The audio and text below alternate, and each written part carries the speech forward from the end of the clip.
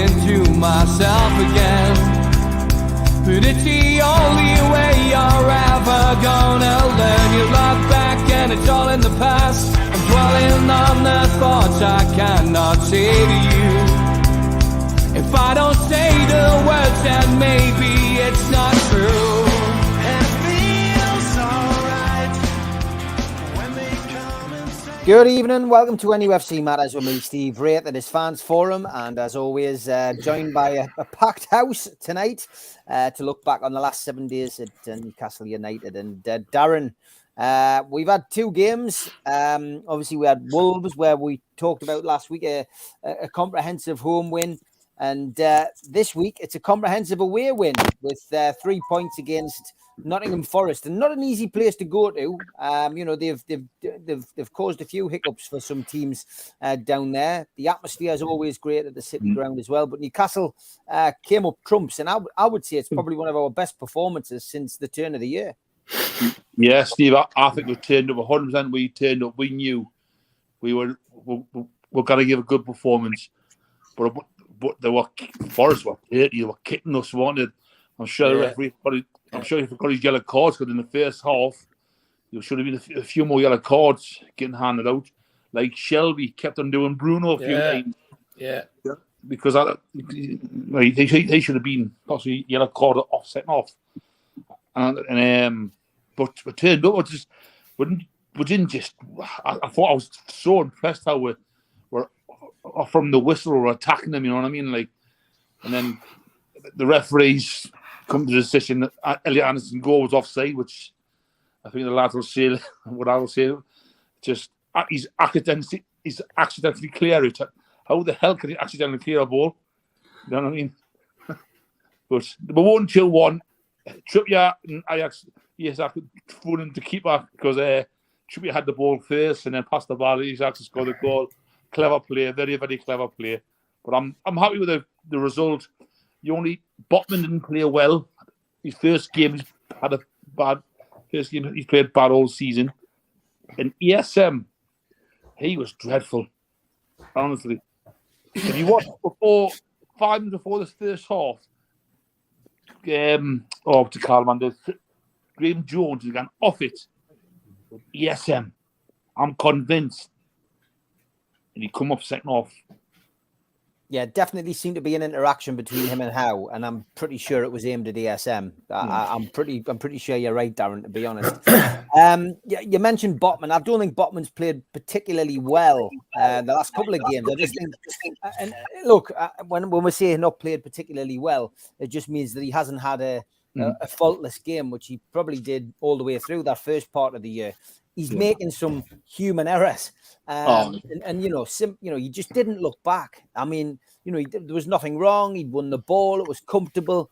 He switched off mentally, and he just didn't take a look left and see that the ball he was playing back to Nick Pope was going straight into the path of their centre forward, and it led to a goal. And far rather he does that in a game against Notts Forest like that than do it against one of our rivals, Manchester United, for example. But he'll have learned a lot from that. Howe will have learned a lot. And I guess that's what Howe goes on about in the press conferences all the time, Darren, that he's constantly learning. Everybody's learning. And we've got to remember as well, Botman's still he's a very young lad. He's going to be the spine of that team for years. Yeah, he's just hit the nail on the head, Steve. You learn from him. I bet he won't be doing that statement again. No, he'll make sure next time he'll look to his left next time, won't he? So he'll learn from that. So and that's what you need. He's learning experience, you know what I mean? I genuinely think Botman has probably been our player of the season so far. I think he's been exemplary. I think he leads, he leads for example. There's a few of them, but the player of the season at the end of the season is going to be an interesting one. I'm looking forward to that. Kevin, I'm sure you've got a lot to say, mate, about this one. I mean, especially the offside decision was head scratching, wasn't it? Well, yeah, that's what I was doing the whole time when the decision was made. I was bamboozled as what was going on. I thought Longstaff, they would probably call it the secondary phase or whatever, but there was no secondary phase because Longstaff made a run in behind, so it made no. I'm still baffled by the whole thing. We're talking about referees. You should see the crap what we get over here in a youth league game. It's even worse. So I had to put up with that Friday, then I had to put it up with all weekend. But no, I thought it was very hostile. I thought it was like from the Forest side of it all. It was like the playoffs, when they were in the playoffs last year. They made it very hostile. They made it very not violent, if you will, but it was like just kick anything above grass, essentially stop the flow of play. Yeah. From minute one, I thought we controlled the game. When we want one down, yes, there's a mistake. I would have put it in Rosette. Just put your left foot through it and put it out put it into the Trent. You know that unfortunately just made that mental error, like Darren said and you said, Steve, that it's just a mental error. But he got over it pretty quickly, though. For a young lad, he got over it quickly, and he was back to his relative normal after that. But yeah, I thought we controlled the game. They tried to break play up. I thought, once we went one down, we still tried to create. We still tried to play it our way. But, the goal before half time, I think, really turned the game on its head. It was a brilliant move. It was a brilliant finish. Even though you might have shin padded it in, right, but it doesn't matter. It went in the back of the net. But it was a beautiful move. He held his run, and it was a great finish. And to be fair, we've said Botman, but I think he'd be our talisman moving forward because he's special. I mean, he's genuinely a special player. I mean, whoever found him, you need to, give him a good old handshake and give him a pint or whatever, do whatever you need to do. Because it's a brilliant find to find him, somebody who's in La Liga, Real Sociedad are not a bad side at all, but at the same time, it's a brilliant bit of business what we just pulled out from him. But in the second half, the good old shithousery takes place, and we control the game even more with the Trippier with the penalty. It was a stonewall penalty. Even the defender thought like he had a concussion after the fact. I was shocked. Rolling around, and I thought, come on, the director of Swan Lake's not in. Come on now, he's there's your Oscar.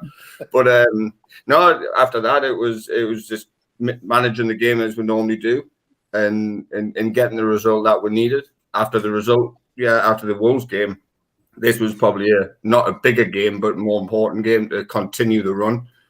But the one for me, biggest game of the season, you can call it. This is Man United at home and on April 2nd.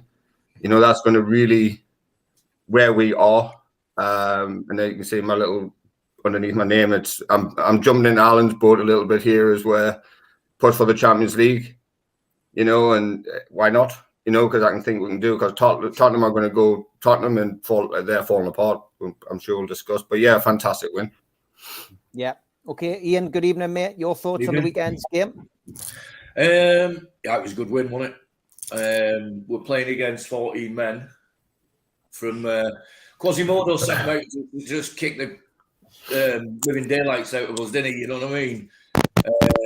And Shelby started up. Shelby should have had a yellow in the first 5 minutes, shouldn't he? And yeah, got a good. Bruno got a good kick, and I don't know how he didn't lose his temper, but. I think that was personal, mate. Like Shelby kicking Bruno because he replaced him. I'm convinced. He still got played off the park anyway, didn't he? Yeah. Like Bruno won the battle. He just took a couple of knocks for it. The VAR thing was just ridiculous. I don't think people have forgotten the fact of Mark Halsey when he came out and said that he'd been put pressure on him to lie by the PG, whatever they called, MOL or whatever it is, in the past. I don't know whether you've seen that. I stuck it on your Facebook, Steve, just to wind a few people up. I saw that. You've seen us, haven't you? stirring the pot. So, I just have no faith in the officials or actually the people running it now. Webb might sort it out, but he's a Man United fan anyway. So we'll see. But yeah, no, the game, positive side of it. Bruno looked class again. So he looked like for a second after he'd been kicked, he looked like he was limping a little bit, but I thought he was a lot sharper than he's been. Obviously Anderson coming on was what I hoped from the start of the season. I had really high hopes for him, and I thought, is it going to happen? Is it not? But I'm glad we've kept him now because he is. I know it's said a lot, but he's like a new signing now to us, as Isaac's been. Everyone was good, Trips was mint. Botman was mint after his mistake, obviously, just switched off for a second. and you could see what it meant to him. The team was like buzzing at the end, you know. So, and I wish I was there. I'm gutted I wasn't there. Like, looked amazing. So good results, and also all the results went for us again. Mm-hmm. So you know, if it doesn't happen this year that we get in the Champions League, I'll actually, it won't be disappointed. I'll just be surprised now, because I think we beat Man United. I think we beat Tottenham at home, and who's the other one? Arsenal. Yeah, and I think we give Arsenal a game. I'm seeing at least 2 wins and a draw out of them, and if we do that, I think we've got the top 4.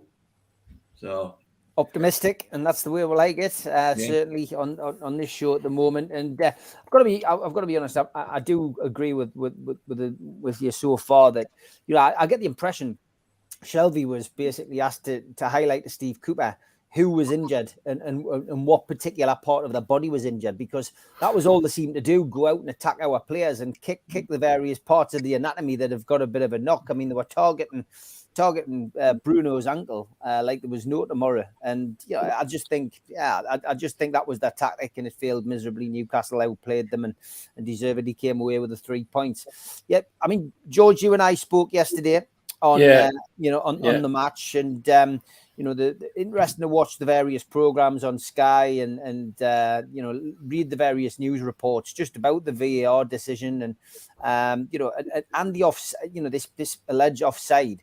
Phil Scott says VAR decision rivaling Keith Stroud's decision over penalty infringement, baffling how refs don't know the rules.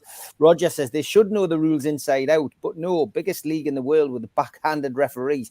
A lot of people do feel as if it's like, as if it feels like it's brown envelopes and, us against the world. But I think it comes back down to what you and I have discussed, George, on numerous occasions. And it's very simple. It's just it's not VAR itself. It's just the people who are running it, isn't it? Yeah, absolutely. VAR is fine. Nothing wrong with the system. But the people that's running it, and they're causing problems for themselves, because I would like to look to see if any of them that made that decision on Friday night had a bet on Nottingham Forest, because it could be interpreted like that. I mean, it was so ridiculous. You cannot find another commentator or professional footballer or anybody in football at all who even remotely agrees with what they said. Even some of the commentators that can't stand Newcastle United were saying, well, hold on, that's a goal. And Dermot Gallagher, one of the referees who's I've never regarded as a Newcastle fan, he couldn't believe either that it was given offside. So what they were doing, what they were watching, goodness knows, or what they were drinking, or what they were smoking, wherever it was, it didn't work, because it was just absolutely wrong in every sense of the word. What I can't understand, why don't Aston Martin didn't put the flag up, not the referee? Yeah, I did, Darren. I've watched the video twice. Yeah, he did. The linesman just ran away as if it was a goal. If you didn't see the replay of the goal. Well, somebody pointed out on Sky this morning, or was it yesterday, that the Nottingham Forest players were lined up for a kick-off. That's how much they thought it was a goal. They had actually lined up for the kick-off. They weren't waiting for a free kick. They were waiting for a kick-off. So, yeah, it's just a nightmare. And while we're on VAR, there was a goal yesterday given to Manchester United. Well, if that was a goal, I don't know how the one at Wembley against us could be given a goal as well. It's just a nonsense, absolute nonsense. Never mind. No consistency, George. That's the problem. None whatsoever. No, and well, consistently bad. That's the trouble. And that's what will get rid of it. Is that people get so upset they'll just say, right, let's stop it now. To go on, I mean, I'm just hyped about the game. From the minute we kicked off, the way we looked when we went out, the way the lads lined up, just had that feeling that game was ours. I was buzzing, even when we went to goal down. And there is another side of the Botman thing. Yes, he made a clanger, but a 22-year-old centre half, there's 2 ways that can go. It can actually get on his back and have a nightmare, but it didn't. After that, he was great. He just sailed through the game after that. The same about young Allen as well, Anderson rather. After he scored his goal, that could have gone the wrong way as well, but it didn't. he was up for it, ready for another go, and had a great game after that. So that says a lot about the attitude of our squad and about the way they're coached. And the other one is Isak. After the match interview, was great to hear a young player talking the way he did. And then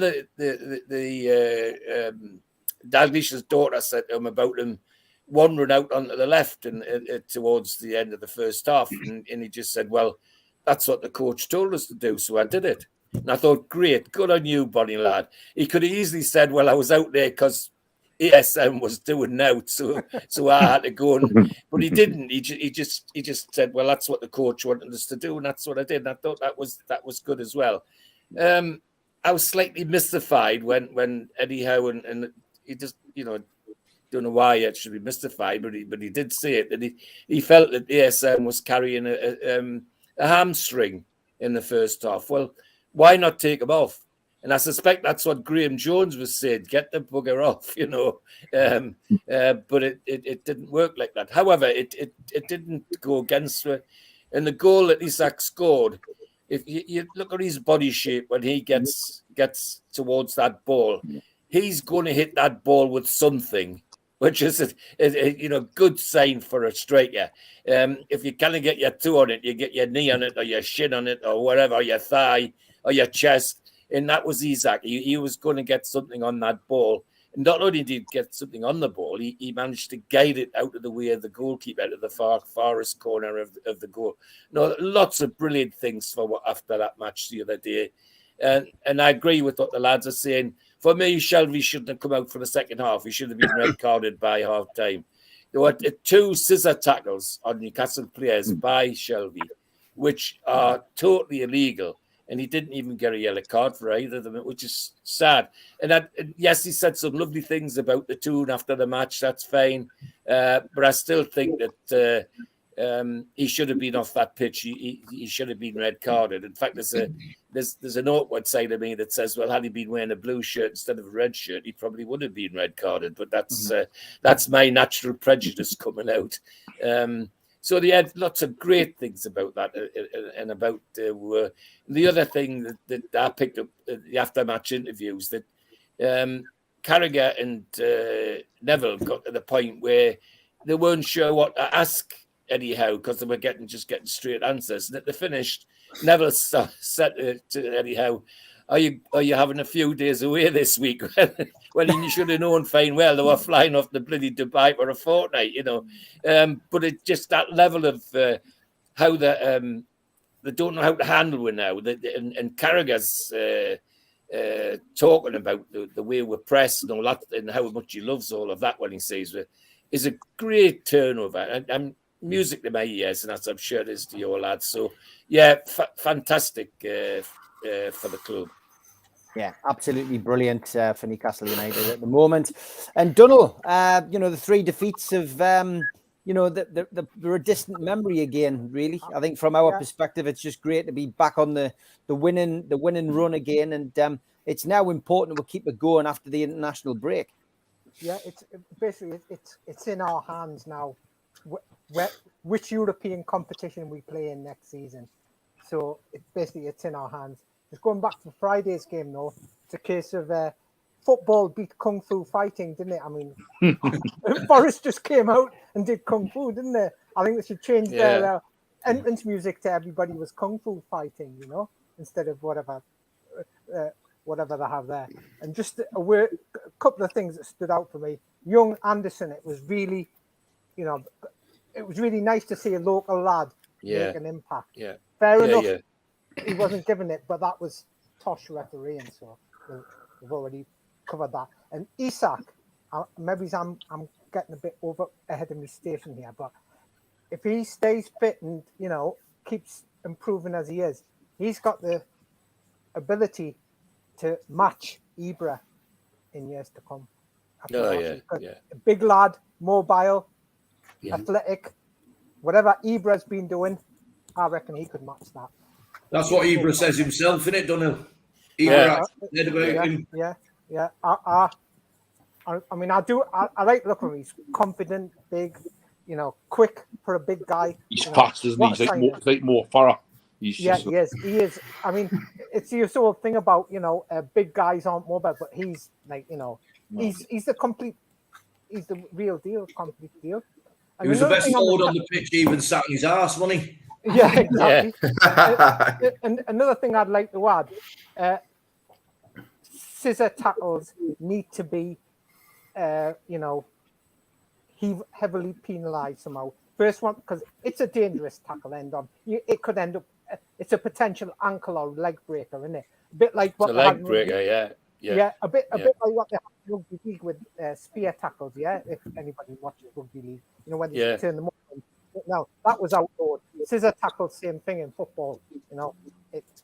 It's got to be first one, yellow, do it again, early back time, simple as that. But other than that, 102 games, 100% return, happy days. Yeah, certainly is. Happy days. Everybody happy. Over to you, Barry. Just give us your views on the game at the weekend. Yep, spot on. I mean, the team battled for obvious reasons. It wasn't an easy game, like the guys are saying. The tackles were flying in right, left, and centre. Isaac was class. For me, the thing I looked at is that Wilson and ESM, their chances of starting in the next game seem to be going well and truly off into the distance.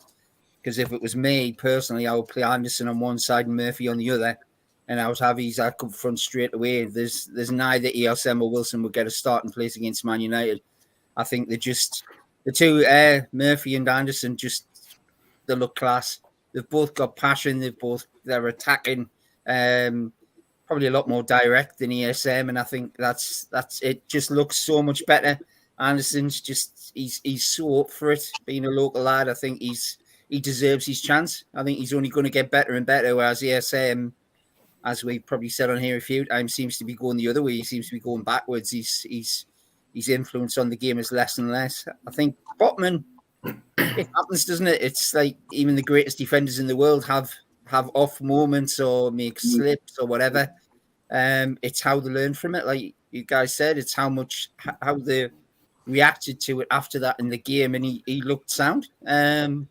Again, Trippier's made mistakes recently. It's how they play afterwards. I think all in all, it was a great game. It was, yes, the two games look as though they're games we should be winning comfortably, but it was never going to be like that. I think 6 points from Wolves and Forest, every one of us would have took that before the two games. I was over the moon for them. I think Man United's going to be a lot tougher a test because we seem to have this problem against Man U where we don't always play to the best of our abilities, which I think Howe needs to find a way of doing that against them, because I think they're there for the taking as well. I think they aren't as good as sometimes they are. They're very inconsistent, but yeah, over the moon, Steve. 6 points, roll on a bit further up the league. Champions League, here we come. I suppose we should say the way things are going at the minute. Yeah, I mean, it just seems like everything. It seems like everything is going in our favour at the moment, Alan. And I mean, I know you ride the emotional roller coaster probably more than some of us. You're up and down, and you were really down last week. This week you must be a little bit happier. And I think as well the news coming in from the England camp about Rashford being sent back because he's injured. Not that we want to wish injury on players. Let's make sure everybody knows that. But ultimately, from our perspective, again, it's good news because if Rashford's going to miss a succession of dates and miss a few games, along with Casemiro being out and suspended, it's only going to play into Newcastle's hands. And if Tottenham keep dropping points as they are, Newcastle just need to keep winning games, Alan. It's as simple as that. But what did you make of the Forest game first of all, and that ludicrous decision? Well, lads, I've watched it 5 times now, Steve, lads, and I just don't know what the matter was with the goal. I was gutted for the lad. The performance, Steve, was absolutely fantastic. As the lads have always said, Isaac and everything. I go on a little bit of a different tangent, lads. Isn't it why Shelby done them tackles, why we got rid of him? His intensity is not there. We ran the show with Willie and Longstaff and Bruno, and he hasn't got the legs. And when I went on the Forest podcast, they were saying the same. That jury's out about him. Yes, he created the long ball that led to Botman making the mistake. But again, lads, like Jamie Carragher said, give the striker credit. If that had been Wilson running onto that ball and scoring like that, similar sort of situation with Tottenham, even though it was a goalkeeper, we were praising Wilson for scoring that goal. So, yes, Botman made mistakes, but yes, and I heard a comment in the chat that his passing was poor, but I'd rather have a defender going forward with a pass than Lascelles going side to side and back to the keeper all the time. And we're saying we're sure we've got forward thinking centre-halves going forward. Overall, the performance was great, lads. And I mean, I think Murphy is starting to believe in himself. In the last 3 or 4 games, he's looked the part. He done a back flick in the second half. I don't think he would have tried a few months ago. Overall, I was just so delighted. And can not one of us in the chat and anywhere outside, I would have loved to have been a fan when that Isaac penalty went in, because I was out with him. Yeah. I want to be diving on top of him as well. That's me. I was up to 4:30, lads, and like I say, I analysed every tackle. After 20 minutes, the Forest fans were saying you don't know what they're doing with the referee. Now, apart from the offside decision, I thought the referee actually had a good game, because every foul Forest made, they kicked us off the park. And Trippier's foul, when they said, the Forest player got booked, and the fans all were up on that side straight away. You don't know what you're doing. Now, when we scored that goal after the game, the tackle on Ayew leading up to our first goal should have been a foul. Not one fan stood up in that ground to complain about it being a foul when Willock challenged the player. Yes, it may have been a foul, but a very slight foul. And to be honest, with the with the disallowed goal, Anderson, 2 bad mistakes maybe, but even so, nothing compared to Anderson's goal being disallowed.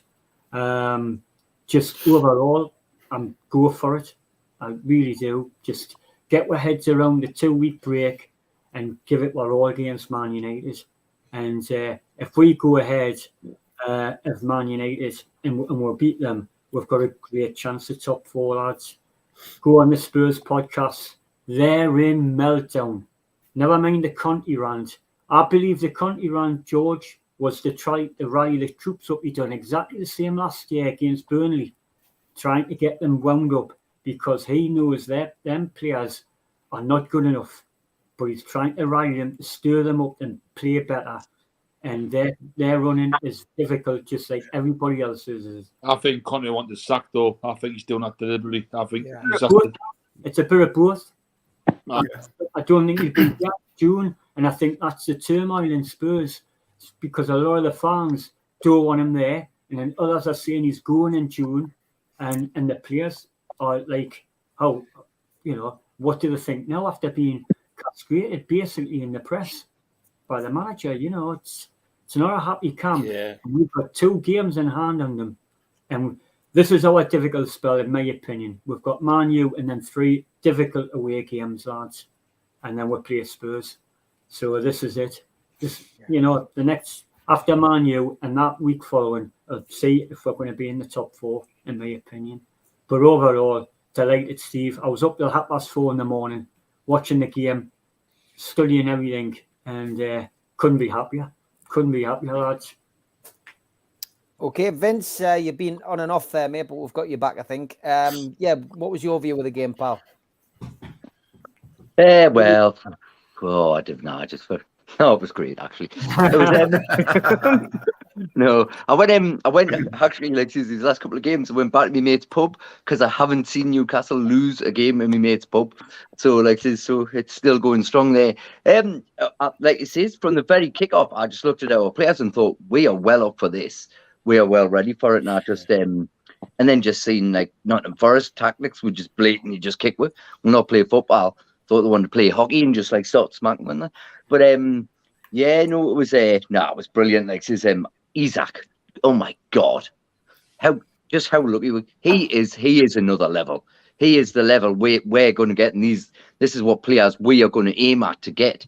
he just says the way like he took that volley, he just knew he had to get anything up, but the way like he kind of bent his body to make sure that he knew he was going to put it's just fantastic. And the penalty as well, how cool and calm, just like nah, bang, see you later, easy. He's fantastic. Like his work rate, he's just everything about him. He is class. And then this is like says that's the kind of we're going to do. Bruno, him, that's what we're aiming for. Players like that. Yeah, like says I was well impressed. Murphy had a really good game. Played some great through balls. There was one in the box where he played it and Sean Longstaff misread it, but he could have got straight onto that. Like says the back heel he played through, the one where he played Anderson through, and Anderson slipped out. At first I thought he dived. I thought, what you doing? But no, he slipped. But no, like says Murphy had a class game as well. Yeah, they really played well. Like I thought Nottingham Forest didn't deserve anything out of that game. Like says even when they won 1-0 up, like says I just thought, nah, we've definitely got these. We get one goal, that's it. It's over. We'll get them. And yeah, like says, and then he's actually scored that goal on it. But yeah, it was class. Like says Trippier, like that cheeky wry smile when he had the ball, he turned his back to say, right, yeah, you think I'm taking this penalty. I'm not. Like it was just brilliant. It was so good. I think like says you just look at the way they're like I could just tell from the beginning that there was just something different there, different animal. They've got the horse up the back, like says not being able to score. And I think the Wolves game, I think like that was more poignant, like getting the win back, first win back, and then just they've gone from there and thought, right, do you know what, we can do this. The belief is back and all that. And yeah, Botman made a mistake, but very, very like says very rarely like says he's a young lad. Like says he's gonna make an odd little error here and there, but other than that, he's class, man. God, to tell you, like these players, man, look at these. I think we're just spoiled now, and we're going to get spoiled even more. Hit the like his market and someone that I think like his the way they look for these players and all that, and what we've brought in so far. If we keep doing this, like says we're going to have some team. Like it is, it's only going to get better, and we're going to go on the up. But it was mint, and then the offside. At first, I thought someone spiked me lemonade in that because I couldn't tell what VAR was looking at. I thought, like, because the lad was asking the ball, what's he looking at? Surely if the referee goes over and sees this, and then he give it a went. Oh, I just couldn't believe it. I was kept on looking at going, he's not offside. How is he offside? Please tell me. No, I would tell you I was tempted to run all the way down Nottingham Forest and give the referee one. I couldn't believe it. I just could not believe it. Like that's awful decision, awful. But like says, luckily we got like says we won it, but the lads didn't stop going. Like says that's the thing. What I like as well, you could see heads drop after decisions like that. We didn't. We were just like, right, no, we're gonna still go, and we're gonna still go, and we're gonna win this, and that was what was great. They didn't let that affect them. Just have a go, and like ESM is just. I think like says he's gone in the summer. Yeah, I think like says there's something going on there. Like says, and he's just like he says it's like Malcolm always says. You expect like your wingers and that have got to chip in with assists and goals. You would expect that from your wingers. And what does he give with? What has he give with? Nothing. I don't think we can't afford that. Sorry. I don't think he was injured me. I think he went up because he knew he was doing nothing in the game. Yeah. That's it. But it's like if you look back, he's so inconsistent. Where we're going and what we want to do, Hell needs every area to do what they need to do. Like Steve, we've heard Mark McDonald say this loads of times how he was at Leeds, and the manager went, right, okay, I expect even the defence and all that. Like the goalkeeper, if you can get a goal, yeah, get one. The defence, you might get two, and just all the way through the team and his wingers and further forward, what he expects them to do. But you can't have your attacking players just give you nothing. You just can't. It's a great point. It is. Yeah, we need someone in that position who's going to deliver. And like Anderson, like says, I was so happy him coming on playing that position, because if you looked when he was on loan, that's the position he played, and he did really well at it. Like says, so. I just hope he's going to do better. Howe showed his confidence in him when he said after the match that Anderson could play right across the front five. And I think that's right. He's got that skill. the other thing worth remembering is that's a Forest team that hasn't lost at home for 9 games. Yeah. Exactly. So they went in expecting to do something. So that'll really flatten them. So they're the things that make the big difference for me. And well, more to come, I hope. Yeah, no, definitely. Like says they're like says to me, they're just like says they were just there. You seen fans upset the end when they scored a penalty. They didn't deserve anything out of that game. No, They didn't. Their team, they were good. We were the better team. We deserved everything. We should have been like it says by a lot more. But Well, yeah, good. The Forest goalkeeper for the penalty would have been. Bear in mind, probably all week he's been looking at Newcastle penalty takers, and Trippier would feature quite high on that. And with Trippier walking around with the ball, he'd be thinking, "Oh well, it's Trippier. That's what I'm going to do, and I'm going to go this way or that way." And his heart must have sunk when he seen Isaac take the ball in the end and put it on the spot. He thought, "Christ, what have I done now? You know, it's too late. Too late. Balls in the back." And he couldn't go and wind him up because he's already been booked. Yeah. Well, Trippier would just. He kept the ball away from that. Yeah. He is he's showing his class, the leadership, captainship. He's absolutely immense. Just great, man. Fantastic. Yeah, spot on, Vince. Yeah, spot on, Vince. Sorry, Steve. Just about the attack and ESM. Arsenal have got Martinelli, Jesus, Saka, all have scored 10 goals. Yeah. Right. I didn't know he was playing for them. Miracle worker, that lad. It's great midfield. It's all right. We got Pope. But they've all scored 10 goals in the front line. Yeah. Halfway through the show, I've got to play the ads. We'll be back. Okay. Big thanks to all our sponsors. Thanks to Skips and Bins. Telephone 0800 25 45 25 3. Email inquiries at skipsandbins.com. Website skipsandbins.com. Easy contract free and pay as you go waste collection.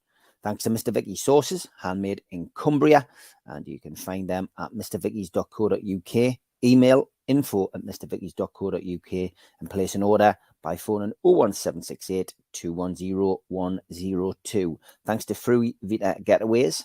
Book your holidays or short breaks in the UK or around the world with them. Let them find your happy place. ABTA and ATOL registered. You can contact them by emailing fruyvitagetaways@gmail.com. Call or text 0792 842 7895 and join their Facebook group at Fruy Vita Getaways.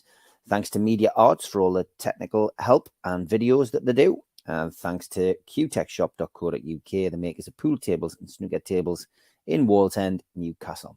If you want to join the channel, click join and you can see the various rates that you can pay to help support us. If you want to join by subscribing, hit the subscribe button. That is free. Hit the thumb up under the video to help the algorithm and click share to other social media platforms. If you do subscribe, we do give you a free car sticker. Just email John at nufcmatters.com and he will post you one out. If you want to join the cult, which is a one-off payment of £25, where you get a scarf, a pen, a cup, and entry into the monthly draw, then go to nufcmatters.com and look for the cult membership or put your phone over this smart code and it will take you straight there. We are available as well as a podcast on iTunes, Spotify, Podbean, and the rest. And we do support the food bank on this channel. So if you want to make a virtual donation from anywhere in the world, go to nufcfansfoodbank.co.uk and put your money into the match day bucket. We've got some events coming up. First off in April, April the 3rd, 4th, 5th, 6th and 11th, Peter Beardsley Soccer School is back for ages 6 to 16 years. Go to peterbeardsleysoccerschool.com for more information. An evening with John Anderson at the Time House Surf Cafe, Tuesday the 18th of April. Book your tickets direct from the venue. An evening with Frank Clark and John Gibson 2 nights later. Thursday the 20th of April at the Irish Centre. Tickets from nufcmatters.com. An evening with Nobby Solano at Laurels in Whitley Bay is May the 11th. So contact the venue direct if you want to go to that event. And we've got our NUFC Matters end of season party, which is the 27th of May at 7 o'clock. Tickets are a tenner from nufcmatters.com. An evening with Rob Lee at Louis Liquor Store, 1st of June. And tickets direct from the venue. And an evening with Rob Lee, Lee Clark and John Beresford, Friday, the 2nd of June at the Grand Hotel Gosforth, which is in aid of the Healing Tour charity. And you can get your tickets direct from them at the healingtour.org.uk website. Just click events. A little bit later in the year, an evening with Gavin Peacock, July the 10th. Tickets from nufcmatters.com for that one. And if you like your boxing, a night of champions featuring Frank Bruno, Ricky Hatton, Nigel Benn, and Joe Calzaghe. Tickets for that one from goldstarpromotions.com. Just a reminder, there has been a winner for the Alan Shearer Ball. Here it is.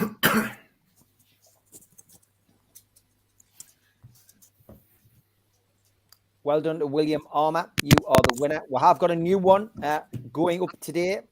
So if you want to enter that, go to nufcmatters.com. It's £1 a ticket for this one. And Vince, you've got one of those balls. How good are they? No, they're fantastic, man. It's great to have one of Shearer's balls in use. Hey! A double entendre on here. Well done, mate. Well done. We have got the end of season, end of season due as well. So if you can make it, get yourself along. Tickets are a tenner. We always do some fundraising for the food bank at the end of the season. 27th of May. Be great to see as many of you at the Irish Centre as possible. Those tickets are on sale too. And don't forget, the Nobby Solano shirt is on my Twitter at Steve Wraith. It's pinned at the top. Place a bid. All proceeds from that go to the food bank.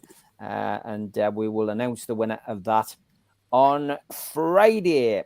Okay, so Alan, I'll start with you, going around the other way this time before we come to the end of the show tonight. And I just really want to, say where you think Newcastle are going to finish. We do a prediction at the start. We've done one, we've done one at the end of the year. And now, we're coming into the business end of the season. This is an international break.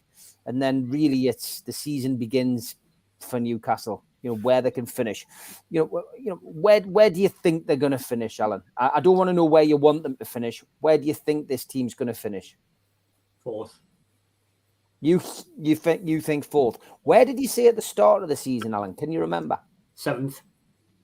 Wow, that's a massive improvement, then, isn't it, compared to what you were thinking? Seventh, Steve. Anything above seventh, lads, I thought would be an unbelievable season.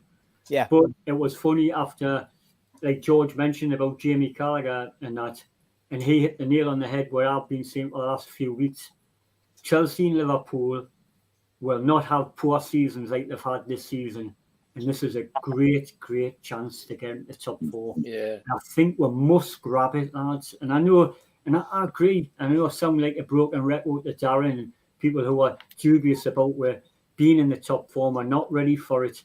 But lads, the chances don't come very often because next year all the other teams are going to be even stronger, like Jamie Carragher said. And I do believe Liverpool have got Man City, Chelsea, and Arsenal the next three fixtures. I fear Brighton more than I do Liverpool. Spurs have just got as hard a run-in as what we have, and we've got Spurs at home.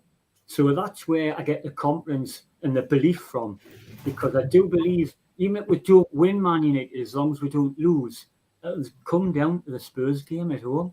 And I do believe we can finish fourth because we've got a 5-point cushion on Liverpool and Brighton and Brentford. Brentford's going to be hard in a couple of weeks' time. Away from home again. It's going to be a really hard game. But if you look at the fixtures, lads, all the other teams have got really, really hard run-ins. And we've got the likes of, yes, they will be hard because they're bottom of the league. We've got Southampton and Leeds, and we've got Leicester in the last four fixtures away from, in the last four fixtures, home and away. And then we've got Chelsea to finish at the end of the season. But, we've got 4 out of the next 6 away from home. The 2 home fixtures are Man United and Spurs. And the 4 away fixtures are going to be tough, ending with Everton. But after that, we've got 6 fixtures to go, and that's the running. And I think fourth. I genuinely think we can finish fourth. Okay, Barry, what about you, son? I think heart-wise, I would agree with Alan. I would go fourth. I think head-wise, I think it's going to be fifth. I think we're going to be there or thereabouts, which for me, anywhere in the top 10 at the start of the season was the target. So I think we're way ahead of where where I expected us to be.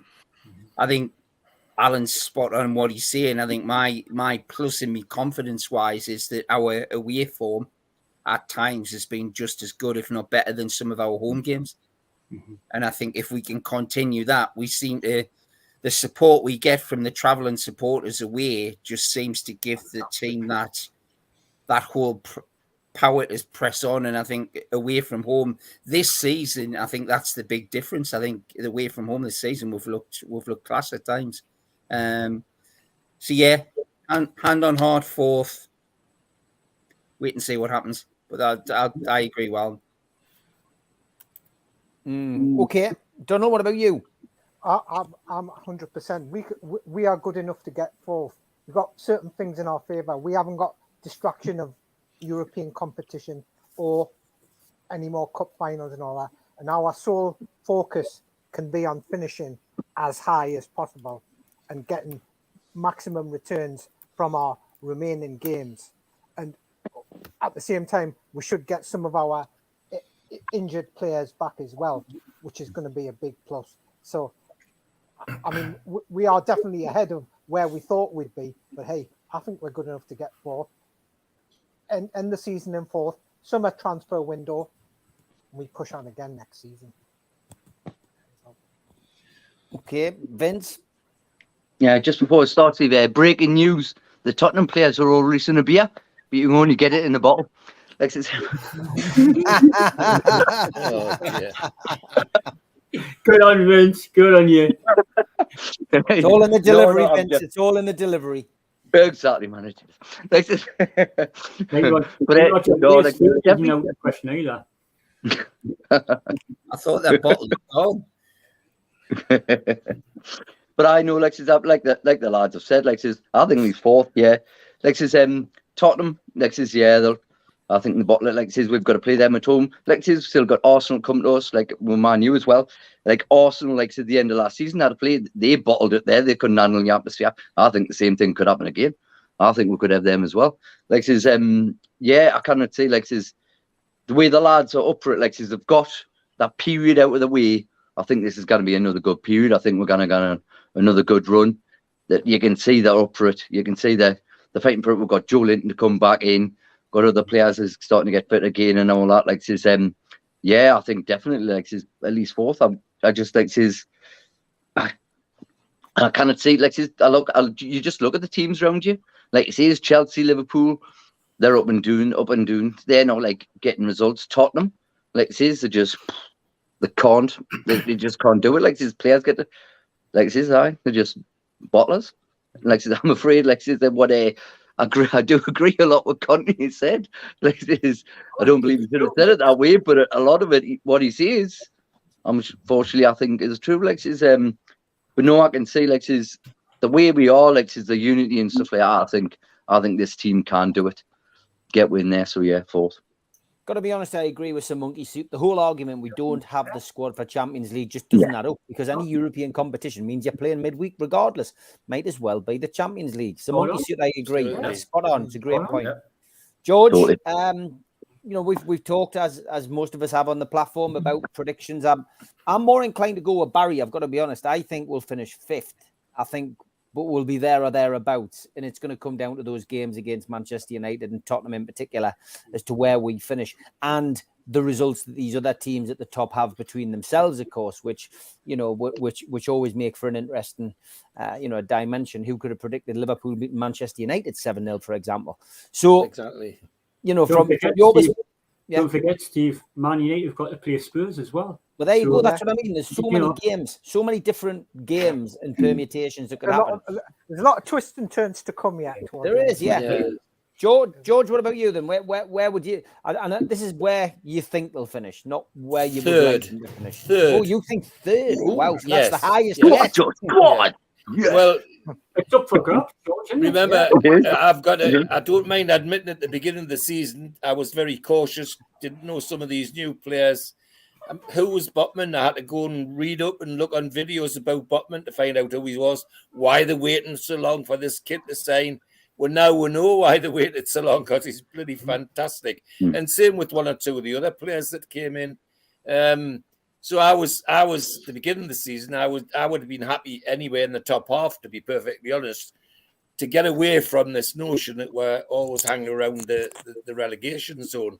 But once we started to play and seeing how we played and all the rest of it, my mind has changed. And after Friday night, my optimism was turned on full volume after Friday night, and I don't see why we can't finish third. I really don't. There's so much that in our favour, and teams will be looking over their shoulders at Newcastle United. And I genuinely think that third can happen for us, and I would be delighted. And as regards going into the European Cup, the last other times that we've gone into Europe, we've done well because we were the surprise packet. And I think we could be there again in the European Champions Cup, because some people will be saying, well, who's this Newcastle United? And they'll get a surprise as well. So, no, I'm all for the third and going into the Champions League. That's where I want to be. Yeah, I think that's, I mean, it would be amazing. I mean, that really would be an amazing season if Newcastle United ended up, in the Champions League. And again, George, I think as well, it just pulls, you're pulling a better class of players. Financial fair play, we know, absolutely, will always play a part in our club at this moment in time until we bring in new sponsorships, etc. But we're hoping that we're going to be able to do that. So. And like Sir Monkey Suit says, essentially any European competition is going to mean that we're going to be playing midweek games. Absolutely. Yeah. All right. Great stuff. Ian, your view, mate. Where do you think Newcastle United will finish first? No, I think fourth. I think we'll finish fourth. Looking at everything, I think Brighton. I think it was Alan that said before that Brighton's a big game. Brighton's one of our games, isn't it? And they're coming to us, and they are a good team. But I think we're a better team than Brighton, and I think we beat Brighton. I think we beat Man United as well, especially with the news of Rashford and Tottenham are a complete farce, aren't they, at the moment? Yeah. So there's nothing about them that's scaring me, unless they get rid of Conte. But none of them players are going to be banging on his door today, aren't they? Just who are you talking about? Exactly. Yeah. Because admittedly, he's not wrong. I don't disagree with him, but still, you know what I mean? That's something that should be said in the dressing room. You never see Eddie Howe coming out with something as classless as that. He was just spewing bile, wasn't he? Complete plonker. But yeah, but at the start of the season, I said 7th, and I thought that was achievable, and I thought we'd do that. But I would have been happy with anything top half, really, to be honest. But I think 4th's realistic. Okay. I mean, I think Champions League position would be fantastic. It's whether we're going to achieve it. Kevin, what's your take? Where do you think we will end up? 4th. I think I said at the start of the year 7th. Again, agree with a lot of the lads, but I just had everybody's been talking. I've just been having a look at the teams around us fixture lists. Liverpool have got Man City away after the international break, then they've got Chelsea away, then they've got Arsenal at home, then they go to Leeds, and then they play Nottingham Forest. Brighton, on the other hand, 1 second. They've got Brighton, Bournemouth, and they've got Tottenham, Chelsea, Man City. So again, all the teams are, and us in and around that. I haven't got that on the app. Sorry, in my bad. It hasn't updated yet. No, but again, they're playing. Everybody's playing the teams around us in the top half of the top 6 of the Premier League. So again, we've got I wouldn't say easy, but at the same time, we have games are very winnable. Yes, away from home, and we seem like we would not do better away from home. But again, it's in our hands. The way we play, we put we wear the cat amongst the pigeons essentially, and they don't like it. So again, like I said last week, finish as high as possible. Just get wins on the board, recruit points. More wins, obviously, the better. But again, looking at other teams, their run-ins are a little bit different. No, we're just laughing at James, Kevin. Sorry, I wasn't looking at it. I was looking at that. His run sounds a lot like Alan each week. Alan, do you want to write the reply? Alan, you got to learn Italian first. Well, you're spot on what you're saying about the fixtures. This is what I see. And I know Darren's going to say we're going to finish 10th, but you know. Yeah, Darren, the only way it's down now because Ian claimed first. Yeah. I'm going 6th. You're going 6th. Because we're so high. I'm dreaming for 4th. I'm dreaming, but I'm a realist. I like being realistic. Right. But And it won't be as a long as bad you season, set top Dan, will it? If we finish 6th, lads, it won't be a bad season. No. It'll be a really damn good Like, season. It's an improvement. If we've gone to 6th, we were relegation fodder last year, but to get from relegation fodder to 6th. every year, it's going to be hard to finish the Champions League. And yes, this year's been a freaking year to all the top teams have been That's where I failures. come from, Dan, But every year it's going to be hard to finish in the top 4, no matter what season it is. So I think because we've done so good up to now, well, 10 points with Chelsea, I think top 6. Do you know another thing as well? Well, goal difference, I think is Yeah.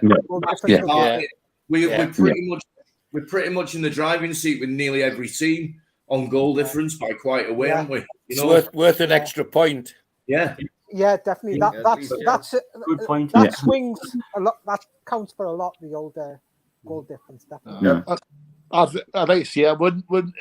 dreaming we're going to finish top 4. I would love it. Don't get us wrong. Yeah. But I just think it's going to be a lot more twists and turns coming in the next 2 months or so. We'll play Man U and then we've got 3 hard games away. After them 3 hard games away, I think you kind of work out where we're going to finish. Yeah, I agree with you there, Tom. I think them 3 away games are going to prove a lot that week. They're not easy games. I mean, they're the hard games. It might boil down to this, Darren. It might boil down to can we keep Isak fit and on the pitch? If we do, we get top 4. We get 4th, I reckon, definitely. How about without Wilson and Isak being we together? ain't got much left up front, have we? No. Do you not think Wilson and Isak could play together? Because I don't think Wilson can play at the moment. Brilliant with Isak. I don't think I think he likes a one-man straight up front. I think he likes the wingers like Amron or Anthony Gordon. I think he's believing that. Alan, if Wilson was fit, as he was when we started the season, I would like to see them try together. But at the moment, it would be a one horse race. It's a one horse race. It's a no-go at the minute, definitely. Yeah, true. I'd rather see Anderson play alongside him up front if that was. So you've got Joe Linton. Joe Linton's available next game as well. So can't you at the side of a barn door still though? He's worked. I like what Steve said about Willock. Playing Willock up front like that. Joe Linton in midfield and then push Willock up like this. I like Willock on the left hand side because he drives. He's a little bit more belief in himself when he runs. I think that's might be what happens against Man United. Put Big Joe back in the middle, Willock on the left. Swap, don't they? You watch him, they swap now and again. Him and Joe Linton swap alternative. So I think it's credit to the likes of Anderson, Willock, and Longstaff that we didn't miss Joe Linton in those 2 games that he was suspended. B, that when we've potentially lost the 2 wingers, your first choice wingers, if you like, with Almiron being out for potentially 6 weeks, unless we hear any different, and Anthony Gordon certainly going to be out past the Manchester United game, hopefully not too much longer. But again, the midfield has done remarkably well, and for a team that doesn't score goals, we've managed to score 4 goals in the last 2 games and get 6 points. So, I think credit to the midfield and credit to Eddie Howe, because he's the one who has to coach the players day in, day out to get to that level where players can just come in and adapt to the formation. And I don't think we'll ever see Wilson and Isak play together on a regular basis. I don't think that's the way he wants to play. He likes to play inverted wingers. He likes to play the high press. And it's a thing, that particular formation has got us to where we are today. So in the past, Gavin, if people was injured, they're walking the team, but no one can walk on that team straight away. They've got to fight. They've got to fight. Nobody's playing sacred. You've got to work to get in that team. Got to Bruno. Yeah. Yeah. Okay, Paul says too many talking at once, and it's terrible to listen to. It is when people do that. We don't often do that. That's why some people come on the show and go, "Why does Steve go around in circles like that?" And I said, well, that's the reason I do it. It keeps the debate on going, and I've been on many panels where people talk over the top of each other, Paul. So we've taken that into consideration, but we have reached the end of the show. I want to thank Alan, Barry, Donald, Vince, George, Ian, Kevin, and Darren for joining us. I want to thank all the moderators as well. As always, splendid job. Not that we've had much in the way of trolling tonight, which is great. And thanks to everybody for watching, as always. I'm back in the morning, 10:30 with Ross Gregory. Wednesday night, it is Geordie's here. Geordie's there at 6 o'clock. Super Mac and Gibbo on Thursday will be 6 o'clock, but it will be pre-recorded. And then Friday, the Amigos will be live at 5 as always. Okay, lads, thanks very much. Take care. See you next week. Cheers, lads. See you, lads. Good to see you. Bye.